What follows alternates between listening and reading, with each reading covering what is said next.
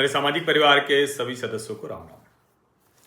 5 राज्य, जिसमें 4 राज्य और एक केंद्र शासित प्रदेश है, वहां के चुनाव घोषित हो गए, तारीखें आ गई और विधानसभा चुनाव की तारीखें आई तो ये भी साफ साफ समझ में आया कि जिस चुनाव आयोग की बड़ी आलोचना होती है, जमकर आलोचना होती है, वो आलोचना उतनी दुरुस्त है नहीं और सभी जगहों पर चुनाव सिर्फ एक चरण में होंगे। सभी जगहों पर एक पश्चिम बंगाल, जहां पिछला विधानसभा चुनाव 8 चरणों में हुआ था, वहां अब सिर्फ 2 चरण में होगा। अब ये मतलब कमाल की बात है ना कि पश्चिम बंगाल में भी सिर्फ 2 चरण में चुनाव आयोग चुनाव करा पा रहा है। केरल, असम और पुडुचेरी, यहां पर 9 अप्रैल को मतदान होगा और बंगाल 23 और 29 अप्रैल को 2 चरणों में मतदान होगा। 152, 142, क्योंकि वहां 294 सीटें हैं। तमिलनाडु में 23 अप्रैल को मतदान होगा, तो 9, 23 और 29, और जो परिणाम आएंगे वो 4 मई को आएंगे। यानी 4 मई को इन 5 ही राज्यों में सामने आ जाएगा किसकी सरकार बनने जा रही है। सबसे कम पुडुचेरी, छोटा सा है, केंद्र शासित है, तो वहां 30 विधानसभा सीटें हैं। ऑल इंडिया एनआर कांग्रेस के हैं एन रंगास्वामी, वो मुख्यमंत्री हैं भाजपा के सहयोग से।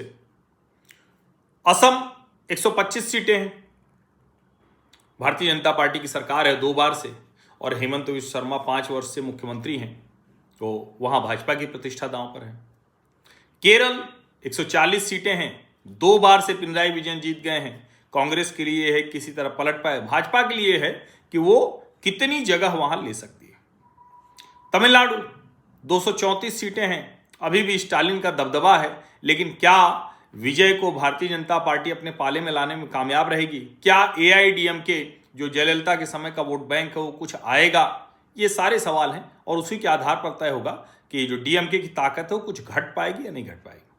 पश्चिम बंगाल 294 सीटें, सर्वाधिक निगाह यहीं पर है। 3 बार की मुख्यमंत्री ममता बनर्जी, और मतलब क्या योजनाएं वो महिला चलाती है। आप उनसे सहमत असहमत हो सकते हैं, बहुत से मामलों में मुझे लगता है कि बहुत ही खराब सरकार है, क्योंकि कानून व्यवस्था, राजनीतिक हिंसा, हत्या, वो सब वहां सामान्य है। मुस्लिम तुष्टीकरण, और तुष्टीकरण तो बड़ा छोटा सा शब्द है, लेकिन उनका जो राजनीति का तरीका है सत्ता में बने रहने का, वो उन्होंने समझ लिया है। अब उनकी चाहे फ्री बीज पॉलिसी हो, चाहे अपने सिंडिकेट को मजबूत करना हो, चाहे अपने कैडर को मसल पावर, मनी पावर से स्ट्रेंथ देनी हो, वो सब उनको आता है। अब पश्चिम बंगाल में थोड़ा एक पेच भी है। चुनाव आयोग की प्रशंसा की जानी चाहिए कि सिर्फ 2 चरण में चुनाव हो रहे हैं, लेकिन ये सवाल भी चुनाव आयोग से पूछा जाना चाहिए कि जो 60 लाख मतदाता डाउटफुल हैं, उनका क्या होगा? 6 करोड़ 44 लाख मतदाता भी है। तमिलनाडु 5 करोड़ 67 लाख, केरल 2 करोड़ 70 लाख, असम 2 करोड़ 50 लाख, और पुडुचेरी तो छोटी सी जगह है, तो 9,44,000 मात्र मतदाता हैं। अब सवाल ये है कि किसका माहौल बन रहा है, और ये बड़ा सवाल है। अब इसको समझने के लिए मैंने आपको बता दिया है कि 9 अप्रैल असम, केरल, पुडुचेरी का मतदान, तमिलनाडु 23 अप्रैल का मतदान, और 2 चरणों में 23-29 सीट्स भी मैंने आपको बता दी। अब जरा सोचिए यहां की सीटें, जो एससी सीटें हैं, असम में 9 हैं, केरल में 14 हैं, पुडुचेरी में 5 हैं, तमिलनाडु में 44 हैं, और पश्चिम बंगाल में 68 हैं।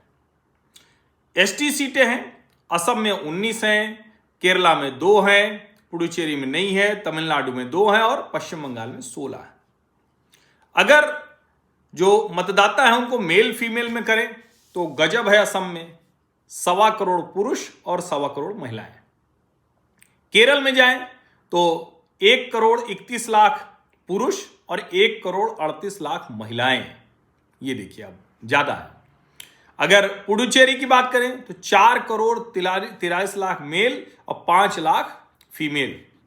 2 करोड़ 77 लाख तमिलनाडु में पुरुष और 2 करोड़ 89 लाख महिलाएं। पश्चिम बंगाल अकेले में महिलाएं कम हैं, 3 करोड़ 28 लाख पुरुष और 3 करोड़ 16 लाख महिलाएं। वरना केरल, पुडुचेरी और तमिलनाडु, यहां महिलाओं की ताकत अधिक है। यह भी आंकड़े के तौर पर अगर देखें, कमाल की बात यह है कि जहां महिला मुख्यमंत्री 15 वर्ष से, वहां महिला मतदाता कम है। और अगर उसके लिहाज से देखें कि 18 से 19 साल के, तो 5,75,000 असम में है, 4,24,000 केरल में है, 23,033 पुडुचेरी में है, 12,51,000 तमिलनाडु में है और 5,23,000 पश्चिम बंगाल में है।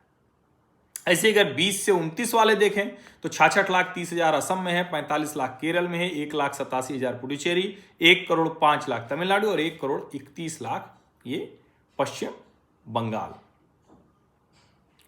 85 प्लस के जो लोग हैं, और मतलब 85 प्लस और 100 प्लस के लोग भी दिख रहे हैं, ये बड़ा अच्छा है। ये एक तरह से कहें कि अच्छी चीज है। कुल पोलिंग स्टेशन की अगर बात करें तो 31,486 पोलिंग स्टेशन असम में है, 30,471 पोलिंग स्टेशन केरल में है और 1,099 पुडुचेरी, 75,032 तमिलनाडु और 80,719 ये पश्चिम बंगाल। अब आप सोचिए किस पार्टी का माहौल क्या बनेगा, ये समझना तो बहुत जरूरी है। तो थोड़ा पुराने से तुलना करनी पड़ेगी। 2011 में भारतीय जनता पार्टी सीटें जीती थी मात्र 5। 2011 में जब वो 5 जीती थी तो कांग्रेस जीती थी 78। सोचिए 11 से 26 आते आते आप आंकड़ा सोचिए। 2011 में भाजपा की सिर्फ 5 सीटें थी, कांग्रेस की 78 थी, असम गण परिषद की 10 थी, बीओपीएफ की 12 थी, एआईटीसी की 1 थी, एआईयूडीएफ बदरुद्दीन अजमल वाली 18 थी और इंडिपेंडेंट 2 थे। 2016 में बदल गया माहौल, 60 सीटें भाजपा जीत गई। तब हेमंत विश्व शर्मा नहीं थे। 14 सीटें असम गण परिषद, 12 सीटें बीओपीएफ, 26 सीटें कांग्रेस, 78 से सीधे 26 आ गई। ये मोदी एरा का फर्क है। एआईयूडीएफ 18 से 13 हो गई, इंडिपेंडेंट 2 से 1 हो गया। जो बीओपीएफ है बोडोलैंड पीपुल फ्रंट और यूपीपीएल वो यूनाइटेड पीपुल्स पार्टी लिबरल। अब जरा 21 का देखें, भाजपा जस की तस 60 की 60 सीटें जीती। Assam Gana Parishad 9, Bodoland people front 4, United people front liberation जो पहले नहीं जीती 6, कांग्रेस 3 सीटें बढ़ी है, 26 से 29 हो गई। सीपीएम की 1 सीट जीती और बदरुद्दीन अजमल फिर 13 से 16 हो गए, यानी 18, 13, 16 यानी 15 से 20 के बीच में बदरुद्दीन अजमल की ताकत बनी रही। इस बार दिखेगी कि नहीं ये देखना। इंडिपेंडेंट सिर्फ 1 रह गया, लेकिन सीटें तो हमने देख ली। वोट परसेंटेज की बात करनी पड़ेगी। तो बीजेपी का मत प्रतिशत 2011 में था 11.5, 2016 आते हो गया 29.5 और 21 में 33.2, यानी सीटें भले जस की तस रहीं, मत प्रतिशत बीजेपी का बढ़ गया। असम गण परिषद 16.3, 8.1 और 21 में 7.9। Bodoland people front 6.1, 3.9, 3.4। कांग्रेस 39.4 से घटकर 31 और फिर 29.7, यानी सीटें भले 2021 में 3 बढ़ी, लेकिन मत प्रतिशत उनका लगभग 1.25% गिर गया। एआईयूडीएफ भले उसकी सीटें 13 से बढ़ के 16 हो गई, लेकिन मत प्रतिशत 13 से घटकर 9.3 रह गया। भारतीय जनता पार्टी कंसिस्टेंट है, मजबूती से पांव जमाए हुए है और अगर 2021 के चुनाव की बात करें तो उसके और कांग्रेस के बीच में करीब 3.5% का फर्क है, लेकिन एजीपी उसके साथ है, उसके अलाइज बहुत मजबूत हैं, तो उसको उसका लाभ मिलता है। पुडुचेरी की बात करें तो ऑल इंडिया एनआर कांग्रेस जो है 15 सीटें 11 में, 8 सीटें 16 में और 10 सीटें 2021 में, यानी एन रंगास्वामी उनका अपना जलवा है। भाजपा 11-16 में थी ही नहीं, 21 में 6 सीटें हैं तो उसी का उसने समर्थन दे दिया। 30 में 15 चाहिए, 16 हो जाते हैं। डीएमके 6, कांग्रेस 2 और ये 6। मत प्रतिशत जरूरी है। ऑल इंडिया एनआर कांग्रेस 31.7, 28.1 और 21 में 25.8 रह गई थी, और जो भारतीय जनता पार्टी 1.3 थी 2011 में, 1.3, वो बढ़कर 2.4 हुई 16 में और 21 में 13.7। देश के हर हिस्से में कैसे बीजेपी बढ़ रही है, ये मत प्रतिशत से आपको समझ में आएगा। डीएमके 10.7, 8.9 और 18.5, यानी इसका मत प्रतिशत डीएमके का बढ़ा है। सीटें 2 से बढ़कर 6 हुई हैं। एनआर कांग्रेस कम हुई थी। कांग्रेस 26.5 से 30.6 हुई, लेकिन अब घटकर 15.7, तो 15 से सिर्फ सीटें रह गई 2। पिछली बार वो सरकार बनाने में कामयाब रहे थे। और अदर्स ऐसे हैं।